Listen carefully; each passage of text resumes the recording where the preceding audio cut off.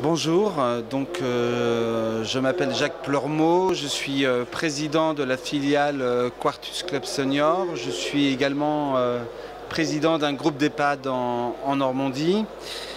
Mon sujet d'intervention va porter sur l'habitat intelligent chez les seniors. Quels usages pour quel projet de vie?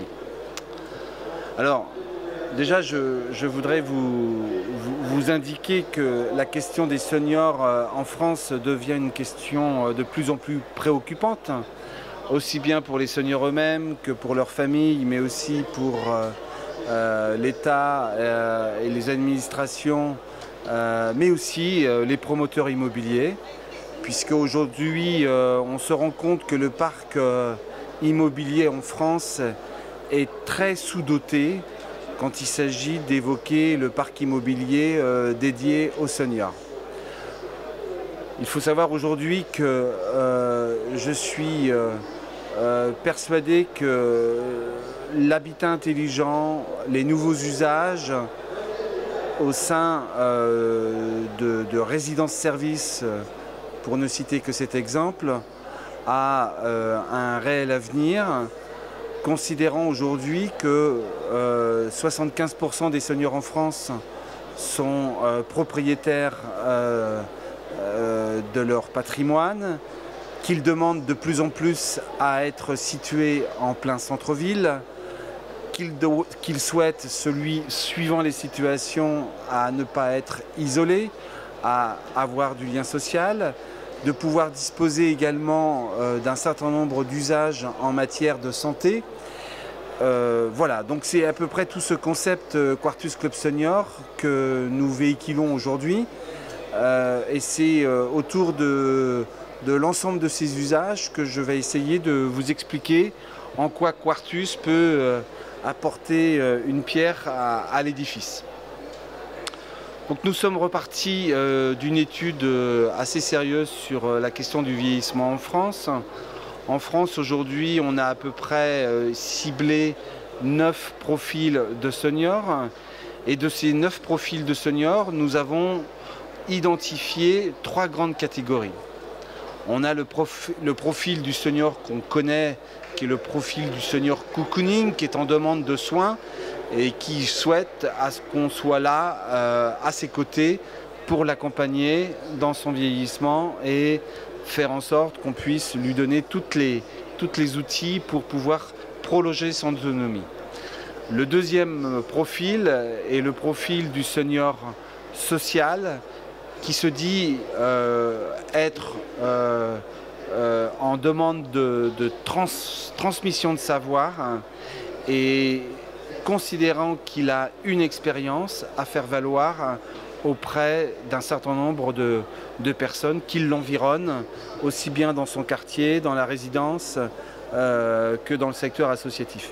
Donc là, il y a une réelle demande de dire, voilà, je veux qu'on me mette en place un environnement qui me soit adapté, qui me permet de répondre à un certain nombre de besoins qui vont être exprimés par une population jeune ou moins jeune.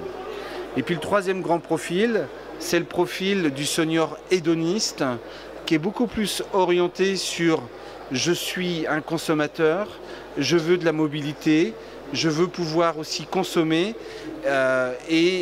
pour cela, je souhaite avoir une offre de services et de prestations sur lequel je puisse retrouver un certain plaisir dans mon existence. » Donc c'est à partir de la définition de ces 3 profils qu'au sein de Quartus, avec des gérontologues, avec des gériatres, avec des architectes, avec des industriels, dans tout ce qui touche à la domotique et au numérique, qu'on a essayé de penser un cadre de vie dédié à ces 3 profils. Donc on est parti sur un concept qui repose sur 3 piliers. Le premier pilier, c'est le pilier du Smart Home, c'est-à-dire le Smart Home, c'est 238 points d'évolutivité que nous proposons dans l'appartement.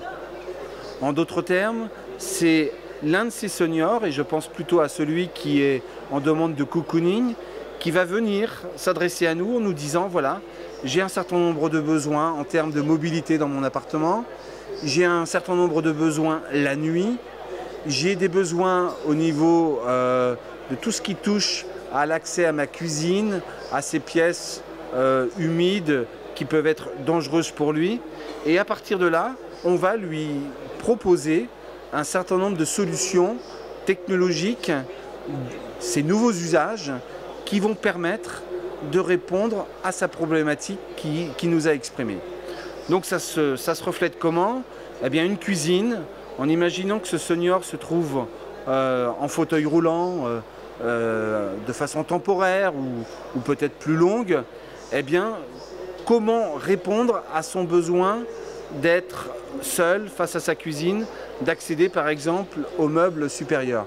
Donc là, on va prévoir une cuisine adaptée, dédiée à son besoin, de façon temporaire ou plus longue, en proposant des meubles à hauteur variable. C'est une solution qu'on peut proposer. De la même façon, on peut proposer également pour les salles de bain des solutions identiques qui permettent finalement aux seniors d'être libres et de pouvoir appréhender l'ensemble de ces objets dans ces environnements humides de façon sécurisante et en toute tranquillité. L'autre question qui peut se poser à lui, c'est de dire, voilà, je suis en situation de me déplacer de façon régulière la nuit, j'ai une crainte quand je me lève, c'est de me prendre les pieds dans le tapis, c'est d'accéder aux toilettes. Eh bien là, on va pouvoir proposer un sol qui va déclencher un chemin lumineux au moment où il quitte son lit, et ce chemin lumineux qui va le conduire en toute sécurité auprès des toilettes en l'occurrence. Quand bien même il tombe, on prévoit aussi à certains moments et à certains espaces de l'appartement un sol connecté qui va déclencher une alerte auprès du personnel de la résidence, une alerte parce que la température de corps va déclencher cette alerte, et c'est cette alerte qui va permettre d'être tout de suite secouru par le personnel de la résidence. Voilà, c'est des usages qui sont spécifiques à ce senior qui est en demande de cocooning. Sur l'autre catégorie de senior, qu'on pourrait appeler le senior social, là, on va plus orienter son projet de vie autour de ses besoins en matière de transmission de savoir, d'échange avec la population extérieure. Donc on a prévu des espaces communs qui correspondent à peu près à 10% de la CHAB. Ces espaces communs sont dédiés à l'ensemble des résidents, et on pense notamment à des espaces de coworking, à du Fab Lab, qui vont permettre aux seniors en question de pouvoir être en mesure de transmettre un certain nombre de savoirs. Je prends l'exemple de Charles, qui en sortant de la résidence de chez Quartus, retrouve un jeune avec son vélo. Le petit jeune est en pleurs, se plaignant en disant voilà, j'ai mon vélo qui n'est plus en état de fonctionner, la pièce qui me manque, Decathlon n'est pas en mesure de me la proposer, etc. Eh bien Charles va lui dire, écoute, moi je suis ancien dessinateur industriel, je vais reprendre la pièce en question, je vais la redessiner depuis mon ordinateur et je vais l'imprimer depuis l'imprimante 3D dans le Fab Lab. Et là, on voit bien qu'on est dans un lien intergénérationnel, qu'on est dans un lien d'échange, de savoir, et c'est ainsi aussi que Charles va pouvoir s'épanouir à ce niveau-là. On peut aussi considérer que Charles est aussi quelqu'un de mobile, qui a besoin d'être en relation avec les autres. Donc la communauté Quartus va aussi proposer des appartements dans d'autres cités, et en expliquant que Charles est à Colmar, va nous dire, moi je veux pouvoir profiter du même appartement à Saint-Pierre-d'Oléron, une autre résidence que nous réalisons. Eh bien, on va lui proposer les mêmes conditions de vie, les mêmes conditions d'habitat, les mêmes conditions d'environnement, au même prix au sein de cette résidence à Saint-Pierre-d'Oléron. Alors Charles va vous dire, qu'est-ce qui se passe pour moi si je quitte mon appartement? Qui va s'occuper de mes plantes, éventuellement de mes poissons rouges, etc. Et là, justement, on a prévu une infrastructure numérique qui va permettre de proposer 3 boutons à la sortie de l'appartement. Et ces 3 boutons, ça va être un départ 15 jours, par exemple. Ce départ 15 jours va programmer, comme il le souhaite, son appartement au niveau des volets roulants, au niveau de la luminosité dans l'appartement, des températures dans l'appartement. Et c'est ainsi qu'il va pouvoir quitter son appartement en toute sécurité. Le troisième profil, qui est le profil que j'appellerais le profil hédoniste, qui lui est dans un monde de mobilité, de consommation. Donc comme autre usage qu'on va pouvoir proposer, c'est du véhicule partagé, c'est un véhicule électrique qu'on va proposer au sein de la résidence et qu'il va pouvoir avoir à disposition sur des créneaux horaires qu'il aura lui-même commandé depuis le portail de notre conciergerie numérique. De la même façon, Charles, on va peut-être l'appeler autrement, Édouard. Édouard, lui, va pouvoir se dire, moi j'ai aussi besoin de consommer, j'ai besoin d'accéder à des services que je n'ai pas forcément et nécessairement dans ma ville. Et de ce point de vue, on va lui proposer ce qu'on appelle une conciergerie numérique. Cette conciergerie numérique existe aujourd'hui au sein de Quartus. Et il va lui permettre d'accéder à tous les services et toutes les prestations qu'il va pouvoir qu'il va avoir en besoin. Donc ça va être, il s'intéresse à des lithographies du 19e siècle. Il est basé aujourd'hui à Colmar dans une résidence-service. Il sait qu'il ne peut pas y accéder dans la ville où il est situé. Eh bien, l'accès à cette conciergerie numérique va lui permettre d'accéder à ce service.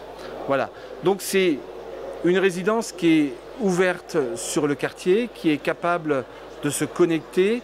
De la même façon, l'appartement, avec ses 238 points d'évolutivité, vont pouvoir aussi répondre à tous les besoins et tous les usages souhaités par la personne accueillie dans notre résidence.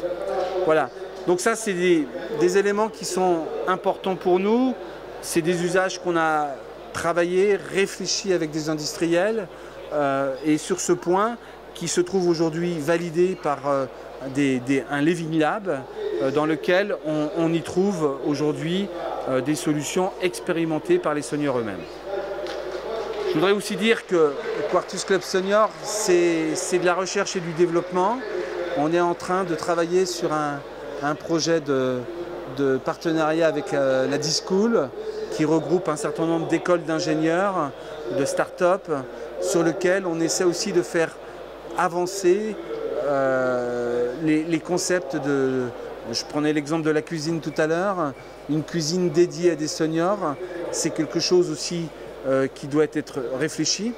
Et par le biais de sondages et d'études en situation réelle d'un senior dans sa cuisine, autour de l'arithmétrie, on s'est rendu compte qu'un senior qui prépare un repas dans une cuisine traditionnelle pendant à peu près 2 heures, 2 heures et demie, c'est 1,5 km qu'il fait dans sa cuisine.